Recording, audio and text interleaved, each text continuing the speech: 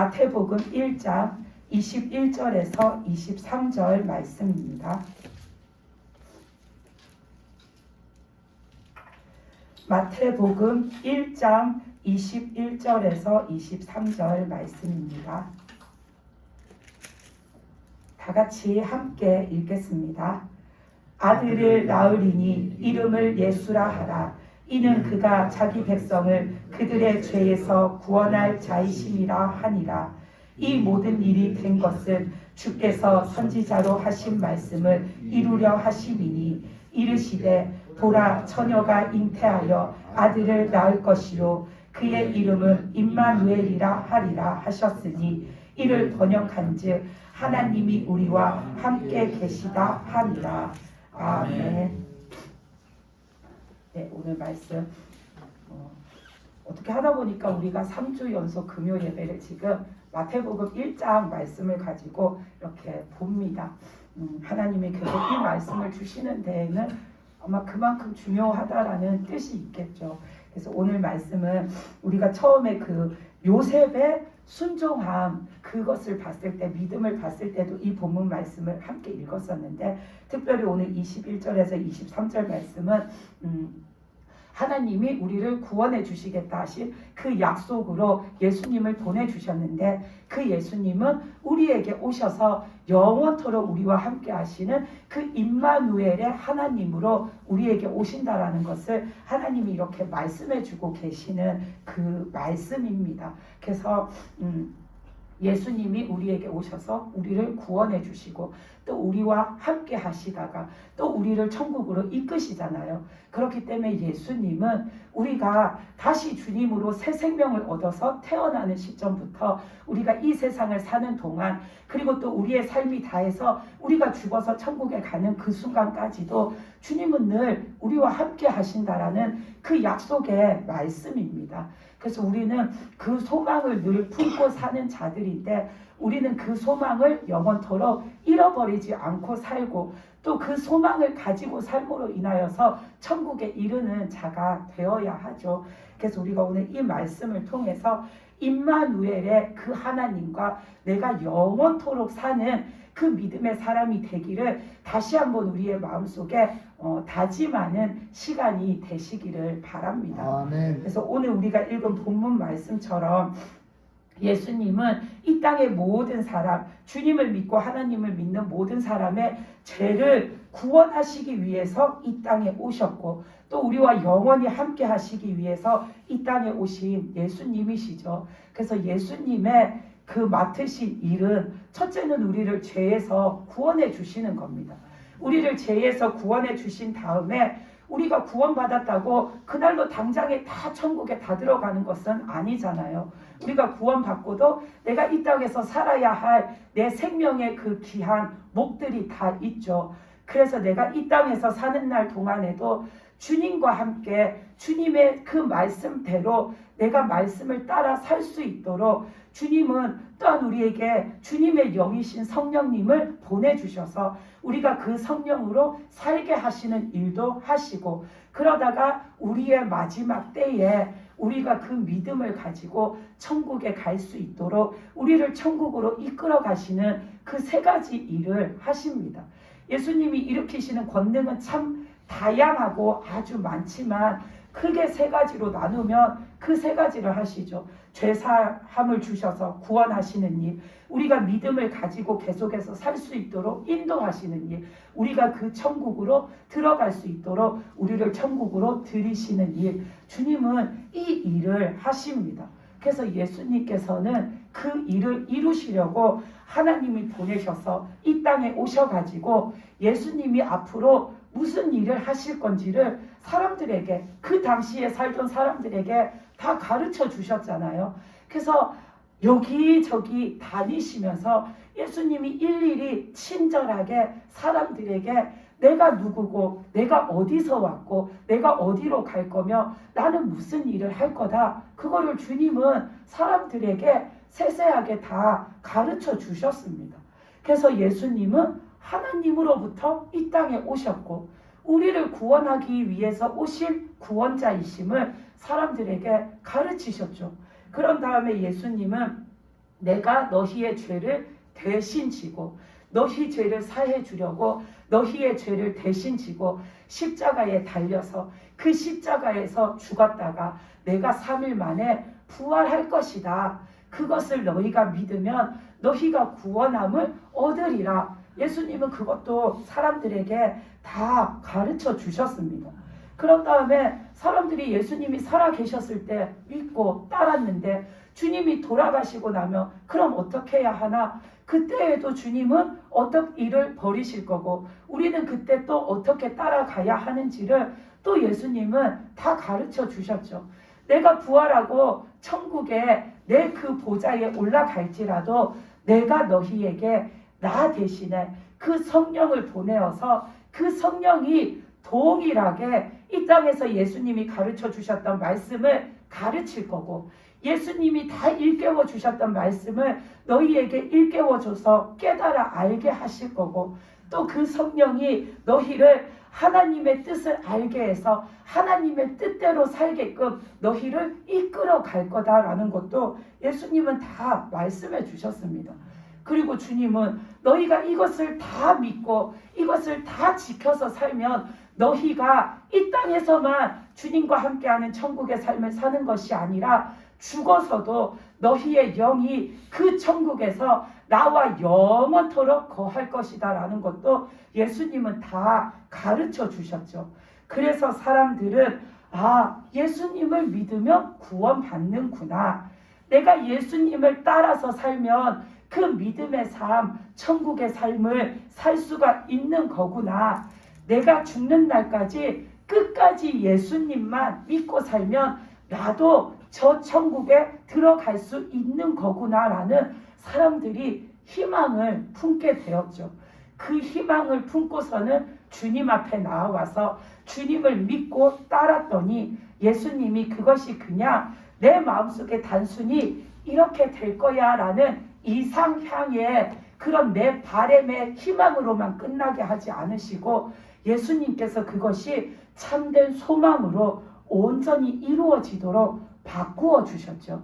그래서 예수님이 이 땅에 오셔서 사람들에게 나는 누구고 어디서 왔고 무엇을 하려는지 가르쳐 주신 그 말씀을 오늘날 우리도 성경을 통해서 배우고 있고 교회에 나와서 배우고 있고 전도하는 사람들을 통해서 들으면서 우리도 깨우치면서 그 들은 말씀을 가지고 우리가 믿음 생활을 하고 있는 거죠.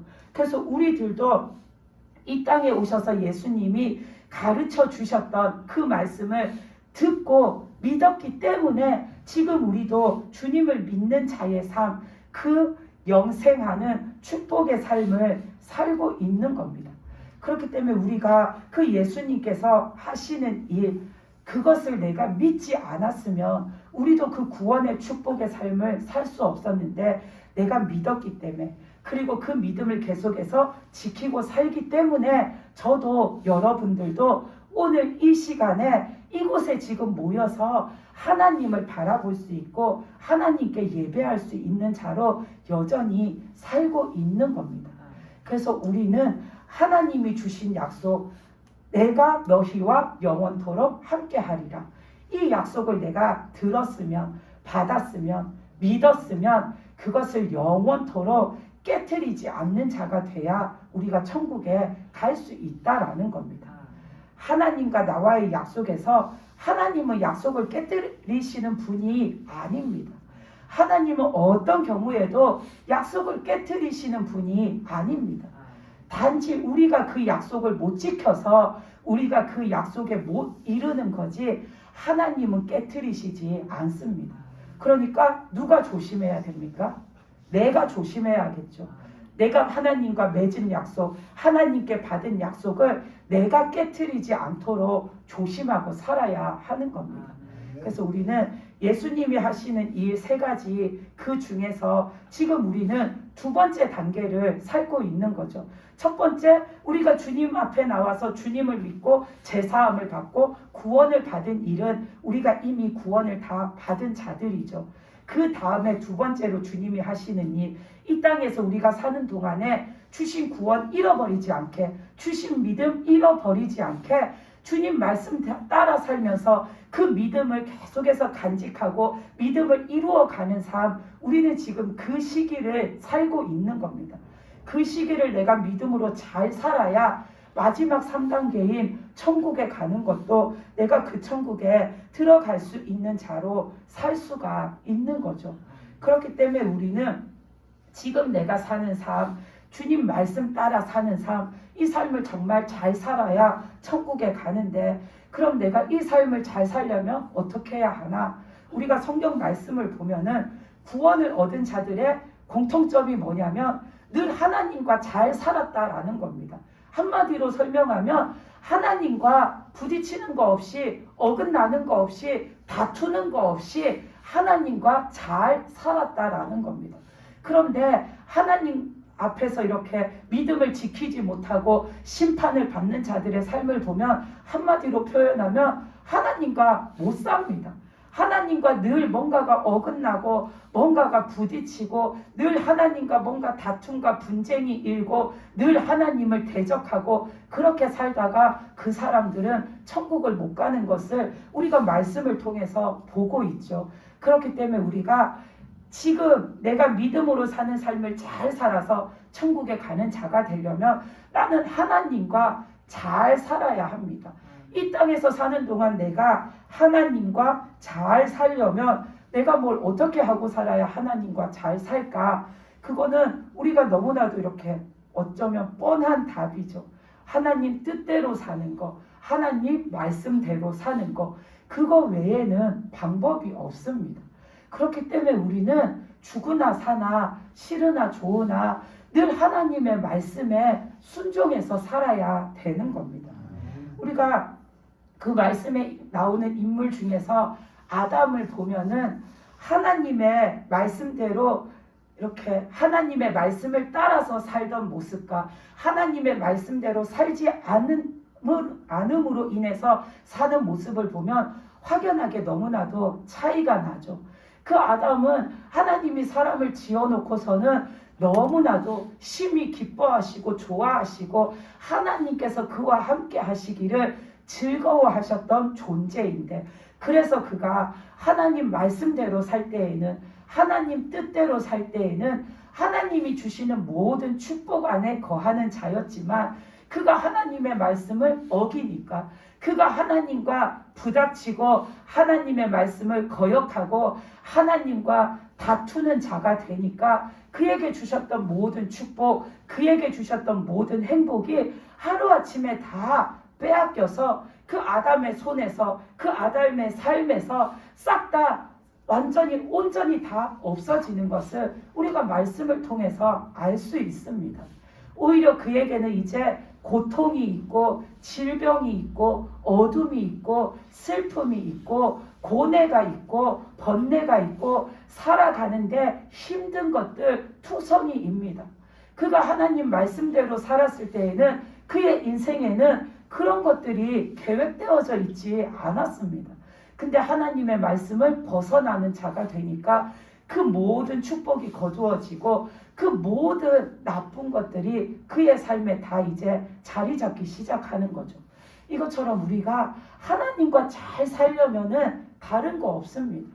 하나님 뜻대로 사는 거, 하나님 말씀대로 사는 거, 그것을 내가 잘 하는 자가 돼야 합니다. 아멘. 우리가 그 아담의 자녀인 가인과 아벨만 봐도 가인이 드린 제사는 하나님이 받지 않으셨죠. 받지 않으신 이유를 성경에다가 구체적으로 써놓진 않았지만 그것은 하나님의 뜻에 합당하지 않았기 때문입니다. 단지 그냥 그 제사상에 올려진 제물이, 음식이 하나님의 뜻에 맞지 않고 하나님이 보시기에 그냥 하나님이 좋아하시는 것들이 아니라서가 아니라 그것을 드리는 가인의 마음이 하나님을 사모함이 없고 하나님에 대한 경외함이 없고 그것을 드리는 가인의 그 삶에 하나님 중심이 없고 하나님의 뜻이 빠져 있고 하나님의 말씀이 빠져 있고 모든 것을 하나님께 드려서 하나님으로 인해서 하나님으로부터 하나님 것으로 살겠다라는 그 모든 것들이 가인의 생각에, 가인의 마음에, 가인의 생활에는 없는 겁니다. 그러니까 하나님은 단지 그 제사상, 제물을 드리는 상을 안 받으신 게 아니라 가인의 믿음 없는 그 삶이 하나님은 한마디로 싫으신 겁니다. 근데 아벨이 드린 제물은, 그 제사를 받으신 것은, 아벨은 마음도 늘 하나님을 향해 있고 생각도 늘 하나님을 향해 있고 그가 살아가는 삶도 늘 하나님을 향해 있으니까 그의 모든 것이 하나님이 보시기에 그 말대로 좋은 겁니다. 하나님이 보시기에 좋으시고 하나님이 보시기에 기쁘시고 하나님이 보시기에 흡족하시니까 아벨의 삶을, 아벨의 그 마음을, 아벨의 그 믿음을 하나님께서 받으신 겁니다. 이것처럼 우리가 하나님과 내가 잘 살아야 내가 천국에 가는데, 내가 하나님과 잘 살려면 하나님 뜻대로, 하나님 말씀대로 살아야 하는데, 내가 그 말씀에서 틀어지면, 그 뜻에서 내가 거스르고 벗어나면 우리는 하나님과 척을 지고 살기 때문에 더 이상 하나님이 나를 기뻐하시는 자가 내가 되지 못하면 우리는 가인과 같아지고 우리는 아담과 같아지는 겁니다. 그래서 우리는 하나님과 잘 살기 위해서 하나님의 말씀대로, 아버지의 뜻대로 사는 자가 첫 번째는 돼야 됩니다. 그 다음에 우리가 하나님과 잘 살려면 하나님의 말씀을 내가 듣고 사는데, 그 뜻대로 살려고 사는데 우리는 그 말씀을 듣는 거, 그 말씀대로 살고자 하는 내 마음의 자세가 그냥 내가 좋으면은 하고 싫으면 내팽개쳐 두는 그런 자세로 살면은 안 됩니다. 우리는 하나님의 말씀을 들을 때에 건성건성으로 들으면 안 됩니다. 아주 작은 말씀 하나일지라도, 물론 하나님의 말씀에 작은 말씀은 없지만 정말 아주 작은 것 하나를 하나님이 말씀하신다 할지라도 우리는 그거를 마음속에 깊이 새기는 자가 돼야 합니다. 그래야지 그것이 내가 하나님을 경외한다라는 내 마음의 표현인 거고, 하나님의 말씀을 내가 귀히 받는다라는 내 마음의 표현인 겁니다. 우리가 좀 전에 아담을 봤는데 하와를 보면은 하나님의 말씀을 정말 깊이 새기지 않고 건성건성으로 들은 것이 확 표가 나는 사람입니다. 하와가 직접 하나님으로부터 그 말씀을 듣지 않았다 할지라도 자기 남편인 아담이 일러줘서 이 에덴 동산에 있는 것 중에 딱 한 가지 하나님이 하지 말라 하신 게 있는데 그게 저 선악과를 먹는 거야 라고 말해줬을 때 하와가 그것을, 하나님은 그것을 싫어하시는구나. 내가 하나님과 함께 살아갈 때 절대로 하지 말아야 하는 일이 그것이구나 라는 것을 가슴 깊이 새겨 들었으면 마귀가 와서 너 그거 먹어도 돼 할 때에 거기에 안 넘어갔을 겁니다. 왜냐하면 내 마음속에 확실하게 하나님의 뜻을 새겼기 때문에 아니야, 하나님의 뜻은 그거 아니야 라고 오히려 하와가 마귀한테 하나님은 이거 절대로 하지 말라 하셨어 라고 다시 가르쳐줬으면 가르쳐줬지 마귀의 말에 넘어가지 않았을 겁니다.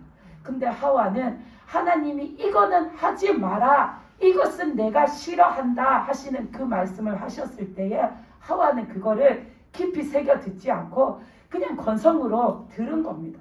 그러니까 그 마음속에 하나님의 그 확고하시고 엄중하신 말씀이 탁 바뀌어야 하는데 박혀 있지 않고 이 귀로 들어서 이 귀로 그냥 어느 순간에 빠져나가 버렸으니까 그렇게 쉽게 홀라당 마귀의 유혹에 넘어가는 겁니다. 그리고 지난번에도 말씀드렸지만 우리가 사울 왕도 보면 진짜로 참 하나님의 말씀을 건성으로 이렇게 듣습니다. 하나님이 한두 번 사울 왕에게 그런 말씀을 주신 게 아닌데 네가 이렇게 하는 것을 내가 기뻐하지 않는다. 네가 이렇게 사는 것이 내 앞에 지금 죄를 짓는 거다. 하나님이 그 말씀을 한 번만 하시고 그냥 그만두신 게 아닌데 늘 그 말씀을 해주실 때마다 사울 왕이 깊이 새겨 들었으면 정말로 무서웠을 거고 정말로 두려워서 내가 이렇게 살다가는 진짜 하나님 앞에 뭔가 내가 큰 화를 당하겠구나. 이 깨달음이 와서라도 하나님 앞에 달려나가서 엎드리고 회개했을 건데 죽는 날까지 그는 회개의 회자도 꺼내지 않고 그 생각조차도 하지 못하고 사는 것은 평소에 하나님의 그 엄중하신 경고하심의 말씀을 한마디도 새겨 듣지 않았다라는 것이 나타나는 겁니다. 그 아말렉을 진멸할 때 하나님은 다 진멸하는 게 하나님의 뜻이다라고 말씀하셨는데 사울 왕이 그 말씀을 어겼을 때에도 하나님은 분명하게 사무엘 선지자를 통해서 말씀하셨잖아요.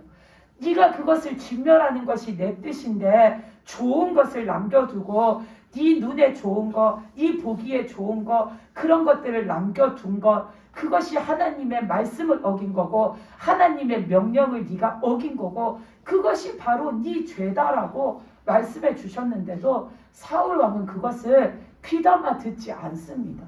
깊이 새겨 듣지 않습니다.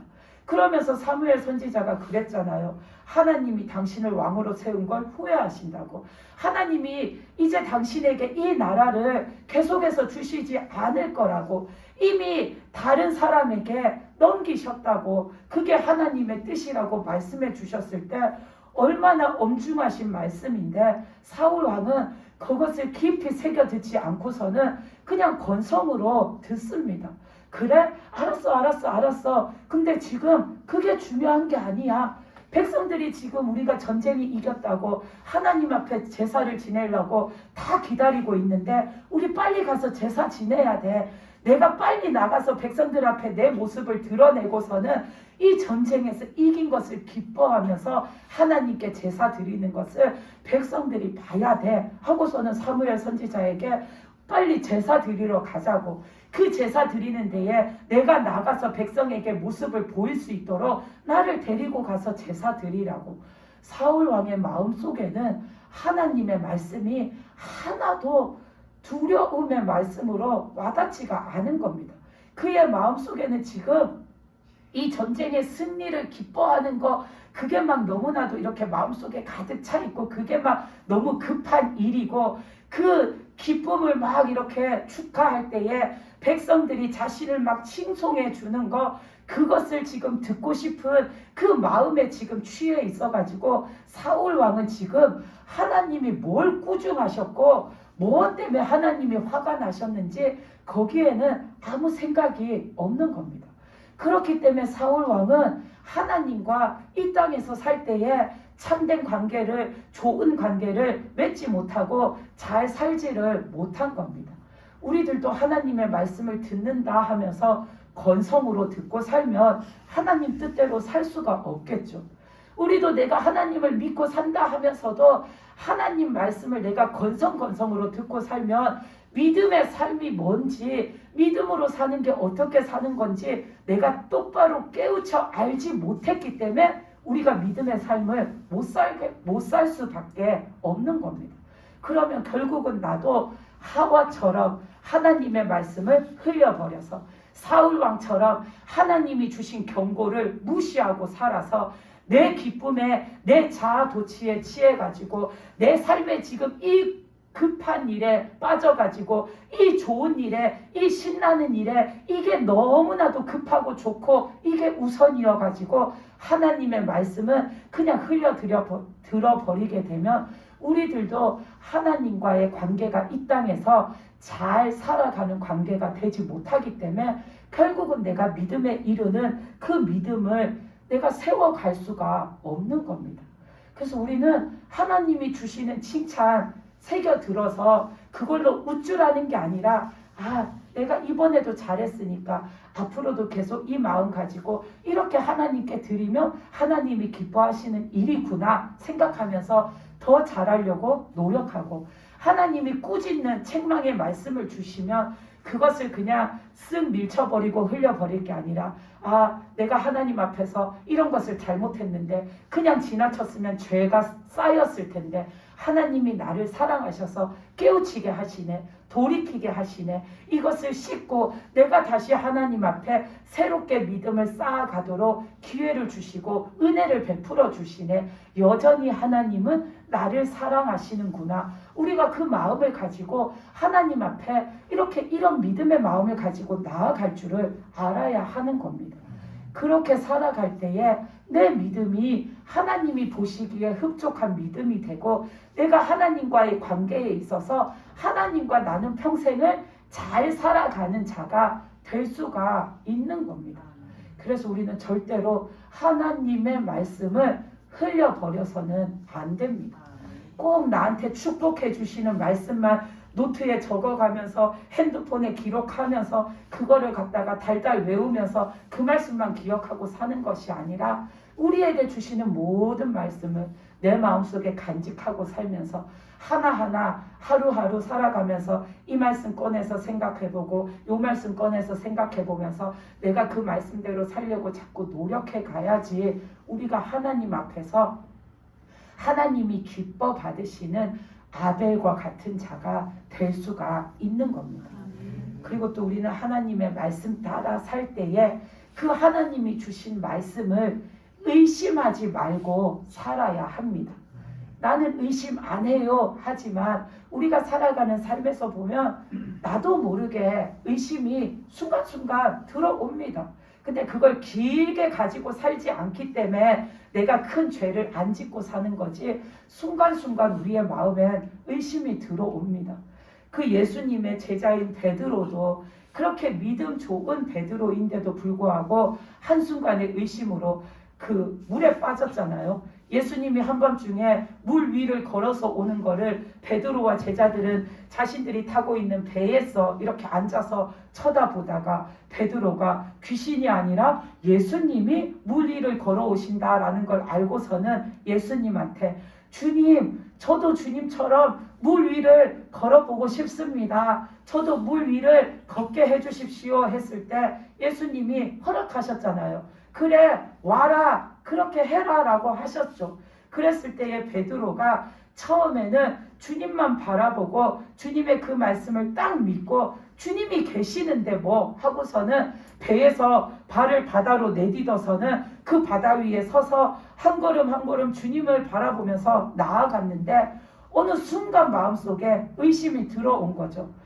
내가 밑을 보니까 파도가 막 넘실거리고 있고 주변을 보니까 시커먼 깜깜한 밤이고 옆에서 바람이 이렇게 불고 하니까 내가 지금 물 위에 서 있다라는 게 확 인식이 들면서 순간 주님을 향한 믿음이 이렇게 순간 놓쳐버린 겁니다. 그러니까 순간 내가 물 위에 서 있네? 바다 한가운데 서 있네? 내가 이러다 빠지면 어떡하지? 하는 순간에 정말로 물에 퐁당 빠져버린 거죠.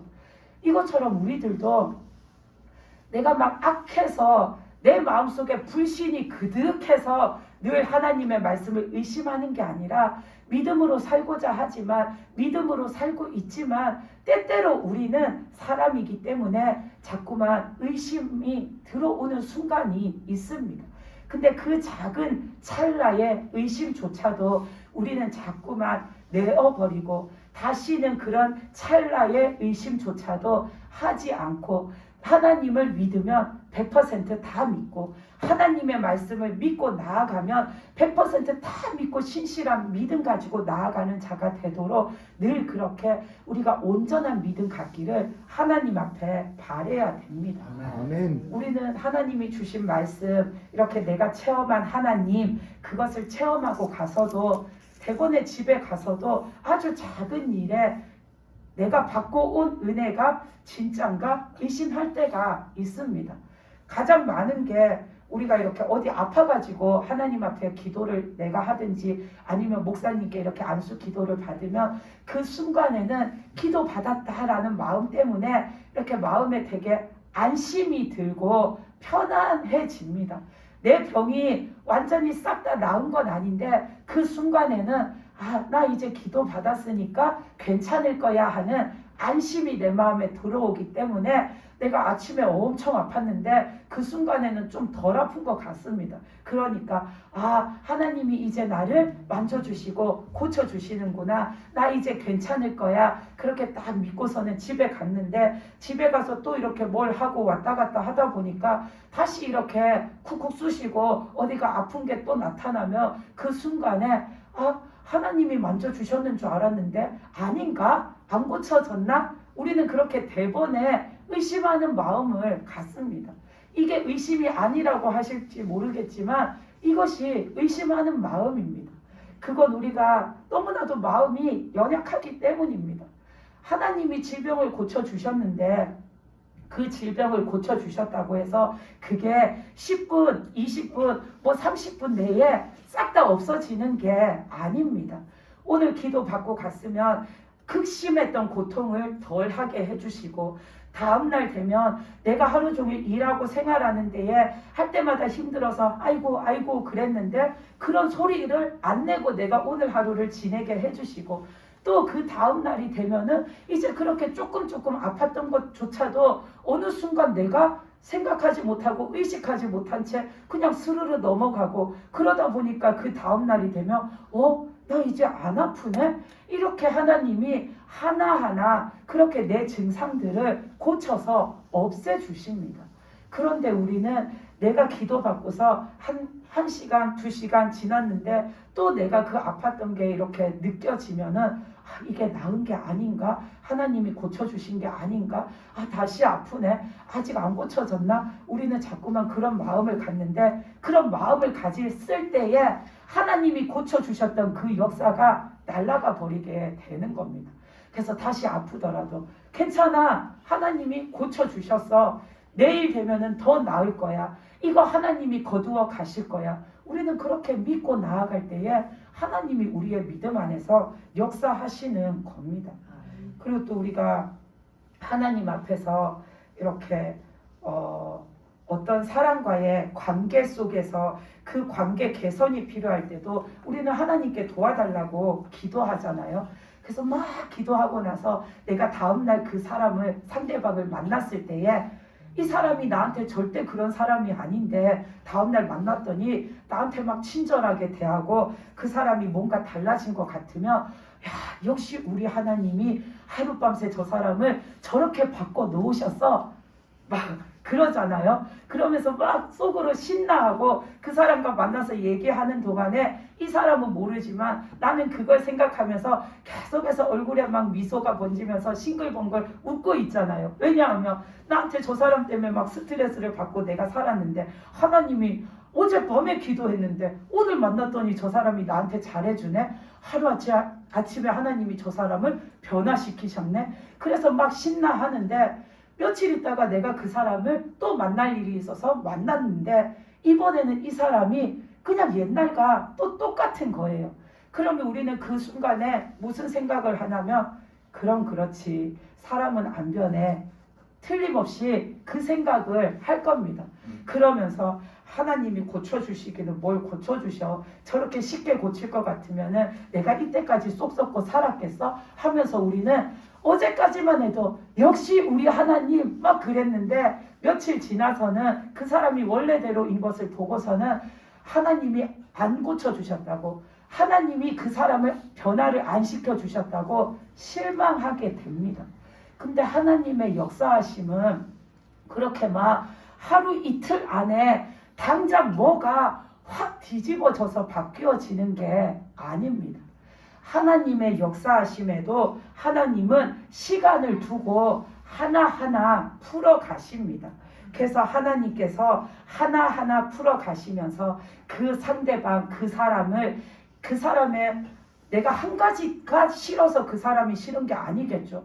이 사람의 처음엔 한 가지가 싫었는데 지내다 보니 2가지가 싫어지고 또 지내다 보니 뭔가 5가지 싫어할 일이 생기고 또 지내다 보니 10가지 싫어할 일이 생기니까 그 사람 때문에 내가 스트레스를 받고 살게 되고 그 사람 때문에 내가 하나님 앞에 저 사람 좀 바꿔주세요 기도하는 지경에 이르게 되는 거잖아요. 그것을 하나님이 하루 이틀 만에 그 10가지를 싹 다 고쳐주시지 않습니다. 그 사람에게서 10가지의 고칠 점이 있으면 처음에 한두 가지를 고쳐주십니다.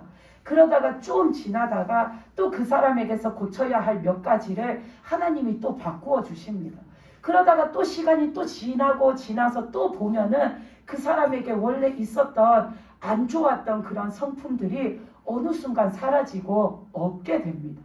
하나님은 왜 하루 이틀 만에 뚝딱 안 고치고 그렇게 하나하나 천천히 고치시나? 그것은 내 믿음을 위해서입니다. 하나님께 기도했던 내 믿음을 위해서입니다. 내가 하나님께 기도했으면 시간이 걸리더라도 하나님께 기도했고 하나님이 그렇게 해주시면 하셨으면 하나님은 반드시 하셔. 하나님은 그런 하나님이셔 라고 내가 딱 믿고서는 믿음으로 살아가기를 원하시기 때문에 하나님은 하루 이틀 만에 고치시지 않고 내 믿음으로 끝까지 내가 그것을 믿음으로 기다릴 수 있도록 내 믿음을 위해서 하나님은 시간을 두시고 역사하십니다. 그리고 하루 이틀 만에 그 사람이 내가 못 본 사이에 내가 자고 나서 다음날 만났는데 싹 고쳐져 있으면 하나님이 저 사람을 어떻게 고쳤는지 나는 알 수 없잖아요. 근데 하나님이 이틀을 두시고 하나를 고치시고 일주일을 두시고 또 하나를 고치시고 한 달을 두시고 또 하나를 고쳐 나가실 때에 그 시간 속에서 우리는 그 사람을 볼 때마다 아, 저 사람이 이런 일을 통해서 저게 없어졌네. 저 사람이 또 이런 일을 겪더니 저 사람에게 있어서 그 나쁜 습관이 또 없어졌네. 우리가 하나님이 그 사람을 변화시키기 위해서 일으키시는 다른 일들을 보게 하십니다. 그래서 내가 하나님은 저 사람을 변화시키기 위해서 저런 일들을 일으키셔서 저 사람이 변하게끔 하시는구나. 그래서 내가 하나님의 역사하심을 보게 하시고 알게 하시고 더욱더 그것을 믿고 살아갈 수 있는 믿음을 주시려고 하나님은 그렇게 역사하시는 겁니다. 그래서 하나님이 그렇게 천천히 바꾸어 가시는 데에도 하나님의 뜻이 있으신 겁니다. 그 하나님의 역사하심을 내가 보면서 하나님은 하시마 하신 일에는 반드시 약속을 지키시는구나. 하나님의 역사하심은 틀림이 없구나. 그것을 내가 믿음으로 인하여서 내 믿음이 그 어떤 경우에도 흔들리지 않고 하나님의 말씀만 보고 하나님만 보고 하나님께 의지하고 나아갈 수 있도록 내 믿음을 주시려고 하나님은 그렇게 역사해 가시는 겁니다. 그래서 우리는 시일이 걸린다고 하나님이 안 하신 게 아니시고 우리는 그조차도 하나님의 계획하신 것을 믿고 하나님이 주시는 말씀에 의심 없이 하나님이 하시는 일에 의심 없이 나의 그 하나님 앞에 아무런 의심 없이 온전히 하나님을 믿고 살아갈 때에 우리가 하나님과 잘 살아가는 관계를 맺을 수가 있는 겁니다. 그리고 또 하나 우리가 하나님과 잘 살려면 우리는 하나님께 나를 다 맡겨드리고 살아야 합니다. 내 삶에 뭐가 됐든지 간에 모든 것을 하나님 앞에 우리는 다 맡겨드리고 살아야 합니다. 예를 들어서 내가 믿음이 없어서 믿음 없는 게 내 문제면 그것도 하나님께 맡겨드려야 합니다. 내 믿음 없는 거 나 혼자 난 믿음이 없어서 어떡하지 한다고 믿음이 자라나지 않습니다. 내 믿음이 자라날 수 있도록 하나님이 말씀을 깨우쳐 주시든 은혜를 부어주시든 나를 그렇게 하나님 앞에 믿음의 사건들을 볼 수 있도록 인도해 가시든 그렇게 하나님께서 나를 자꾸 믿음으로 인도해 가셔야 내가 그 믿음을 더 일으킬 수가 있는 겁니다.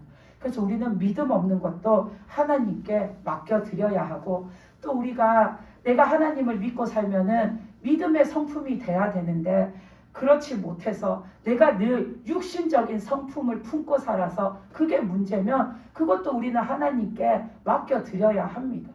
내가 이렇게 믿음의 성품, 내가 사랑하는 거, 진실한 거, 온유한 거, 오래 참는 거, 자비를 베푸는 거, 내가 하나님의 그 선하신 뜻대로 사는 거, 이런 게 다 믿음의 성품에 속하는 거죠. 우리가 하나님을 믿고 살면 내 성품이 그렇게 점점점 하나님의 성품으로 바뀌어야 되는데 내가 여전히 육신적인 성품으로 살아가지고 늘 남을 미워하고 입만 열면 거짓말을 하고 늘 폭력적이고 막 화가 그득해서 남에게 화를 잘 내고 살고 하면 우리는 그런 걸 고쳐야 하잖아요. 근데 그 고치는 것도 내 스스로 하면은 잘 안 고쳐집니다. 우리는 그렇게 내 성품 하나를 바꾸는 것도 하나님께 맡겨드려야 합니다. 우리가 그 하나님을 믿고서 막 내 모든 삶이 바뀌었다라고 그렇게 간증하는 분들 보면은 자기 성격이 바뀐 것도 그분들이 말씀하실 때 보면 나는 옛날에는 막 절대로 남에게 지고는 못 사는 성격이었는데 하나님을 믿고 나서 하나님이 나를 이렇게 바꿔 놓으셔가지고 이제는 내가 남이 나를 사기를 쳐도 나는 그 사람을 막 용서하고 사랑하는 사람이 됐다라고 말하잖아요. 그것처럼 우리가 내 성품을 바꾸는 것도 내 스스로는 하지 못합니다. 그래서 우리는 내 성품을 바꾸는 것도 하나님께 맡겨드려야 합니다.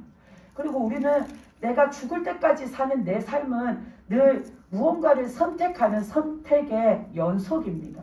어떤 걸 택해서 살아갈 것인가 늘 그거를 택하고 살아야 하는데 그 택하는 거 어느 게 옳은 건지 우리는 모르기 때문에 우리는 내 삶을 늘 하나님께 맡겨드리고 사는 자가 돼야 합니다.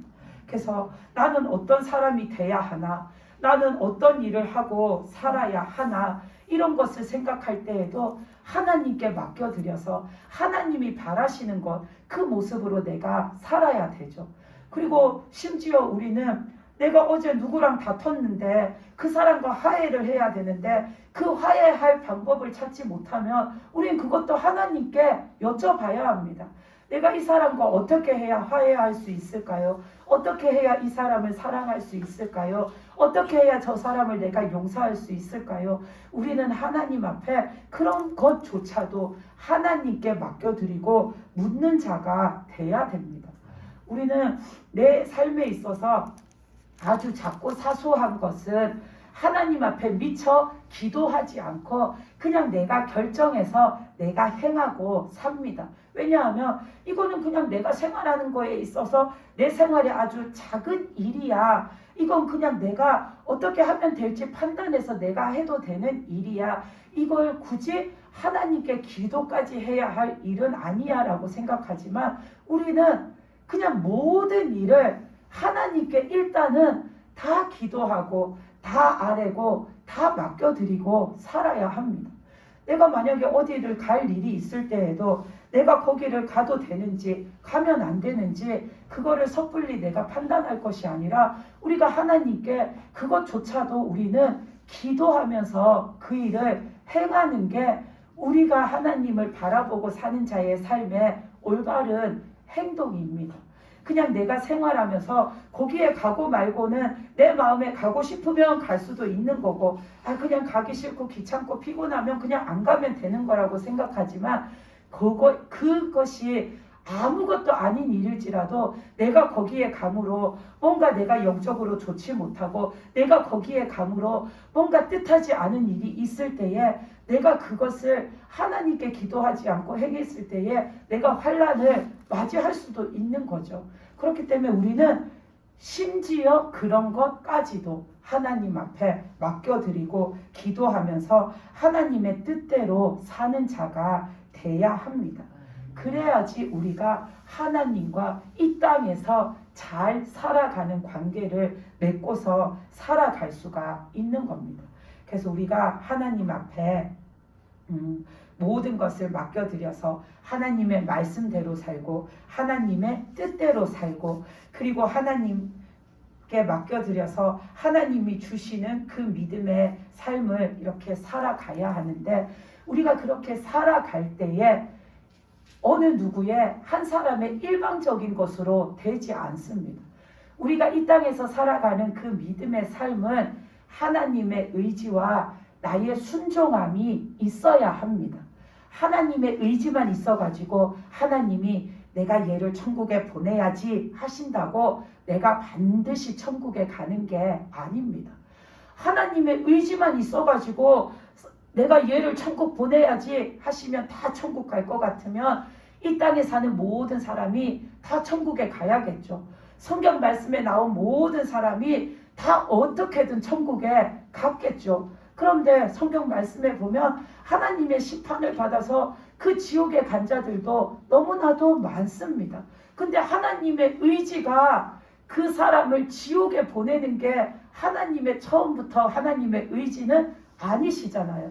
근데 그 사람이 지옥에 갈 수밖에 없는 것은 우리를 천국에 보내시기 원하는 하나님의 의지는 계시지만 하나님의 그 뜻에 순종해서 살고자 하는 우리의 마음, 내 마음이 없기 때문에 내가 천국에 못 가게 되는 겁니다. 그래서 우리는 이 땅에서 하나님과 잘 사는 자가 되어서 살다가 그 천국에 가려면은 나를 천국으로 인도하시기 원하시는 하나님의 의지도 있어야 하지만 내가 하나님의 뜻대로 살고자 하는 하나님 말씀대로 살기 원하는 내 마음과 내 삶이 있어야 한다라는 겁니다. 그래서 나도 하나님 말씀대로 살기 원하고 하나님 뜻대로 살기 원하는 그 마음을 품고 실제로 내가 그렇게 살아갈 때에 우리가 그 천국에 이르는 자가 되는 겁니다. 그래서 오늘 말씀에서 하나님의 뜻은 한 가지입니다. 우리를 죄에서 구원하시고 구원받은 우리가 오직 하나님과 함께 사는 그 믿음의 삶을 잘 살다가 끝내는 우리가 천국에 들어가는 것, 하나님의 뜻하심은 그거 한 가지입니다. 우리는 하나님의 그 뜻하심 하나를 온전히 이루어 드리는 믿음의 사람들이 되어야 합니다. 아멘. 그래서 우리는 이미 예수님을 믿고 구원을 받았죠. 그 받은 구원을 내가 천국 문에 들어가는 날까지 잃어버리지 않도록 우리는 하나님의 말씀 따라 살고 하나님의 뜻대로 살고 오직 하나님께 나를 맡겨드리고 사는 그 믿음의 사람들이 되시기를 바랍니다. 아멘. 그래서 이 땅에서 내가 하나님과 잘 살아가지고 내가 저 천국에 들어갈 준비를 잘 하고 사는 그런 믿음의 저와 여러분이 되시기를 바랍니다. 아멘. 기도드리시겠습니다.